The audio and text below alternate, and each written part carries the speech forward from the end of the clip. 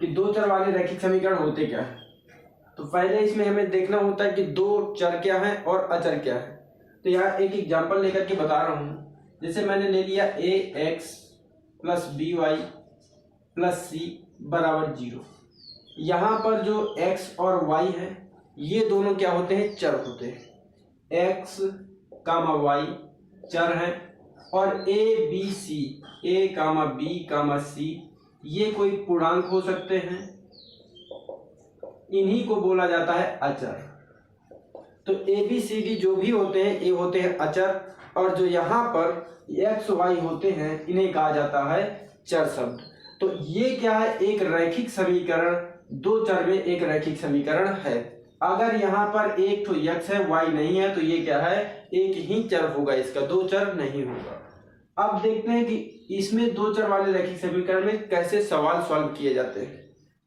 तो यहाँ पर ये क्लास 9th में सिंपल सा रहता है, सिंगल रहता है, और जो क्लास 10th में पढ़ोगे तो a1x plus b1y plus c1 बराबर 0 और a2x plus b2y plus c2 बराबर 0। यहाँ पर कितने होते हैं, दो इक्वेशन होंगे, दो समीकरण होंगे, जो कि दोनों में क्या है, दो चर होंगे x और y। अब इनको सॉल्व करने के लिए क्या करेंगे, पहले देखेंगे कि ये इनका ग्राफ कैसे बनता है, ये सॉल्व होंगे कि नहीं होंगे। इनकी कुछ क्राइटेरिया होती है, कुछ कंडीशन होती है, तो चलिए इनको समझते हैं। तो यहाँ पर देखेंगे कि ये दोनों को जो ग्राफ है यहाँ पर b1 है, दोनों इक्वेशन की तुलना करेंगे। इससे जो यहाँ पर वैल्यू दिया होगा, कुछ भी दिया हो सकता है, a1 की जगह कुछ भी हो सकता है। तो यहाँ पर दोनों की वैल्यू निकालोगे, a1 बटे a2 बराबर b1 बटे b2 बराबर c1 बटे c2। यहाँ पर देखो, अगर पहली कंडीशन पे ये वाले दोनों का रेशियो बराबर नहीं हो तो ऐसी कंडीशन को हम कहते हैं कि इनका ग्राफ, दोनों समीकरण का ग्राफ कैसा बनेगा, ये दोनों रेखा प्रतिच्छेदी करेंगी, प्रतिच्छेदी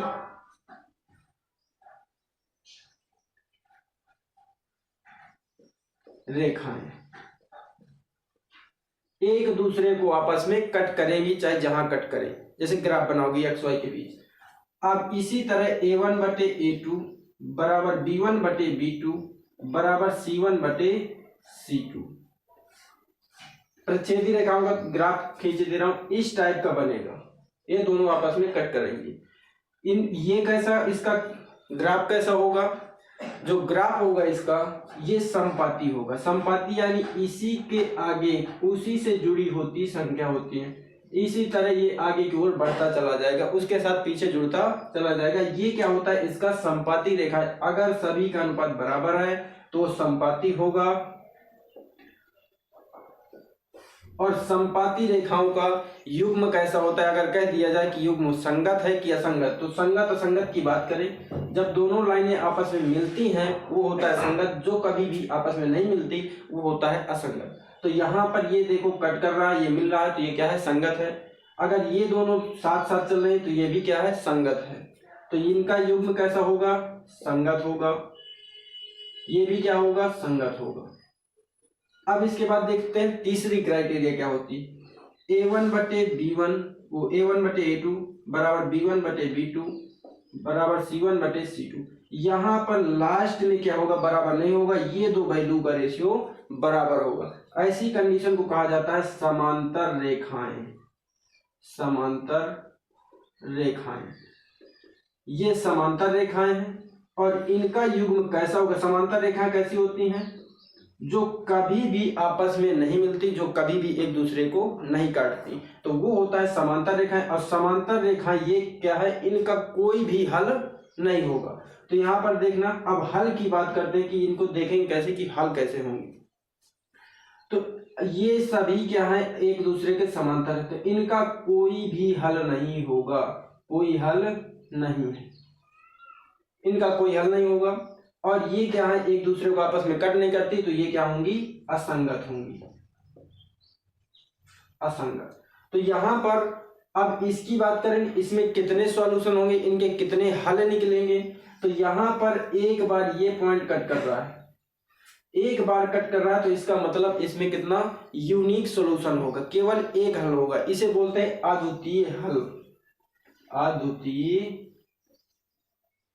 हल, इसमें अद्वितीय हल होगा।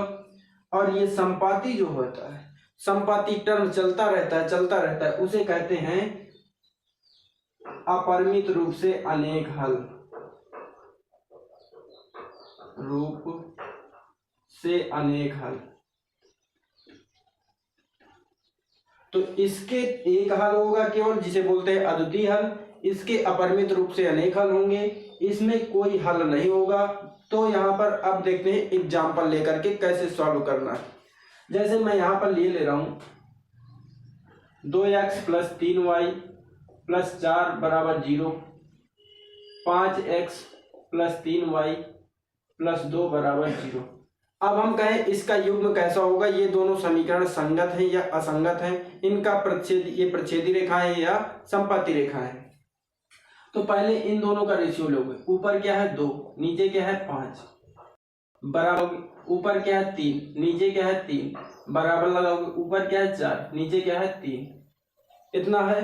अब यहाँ पर देखो ये दोनों बराबर नहीं, यहाँ काट देंगे तो 1 आ जाएगा। ये कोई भी, ये दोनों मान बराबर नहीं है तो नॉट इक्वल लगा दोगे। जब सभी बराबर नहीं, इससे अभी यहाँ पर पहले यदि बराबर नहीं है तो कौन सी क्राइटेरिया फॉलो कर रहा है, प्रतिच्छेदी रेखाएं, इनका केवल एक ही हल होगा, बाकी कोई हल नहीं होगा।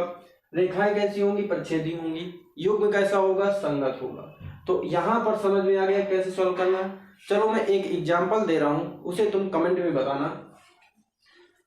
3x + 4y = 3, 6x + 2y = 5, इनका युग्म कैसा होगा, ये युग्म बताना है। ये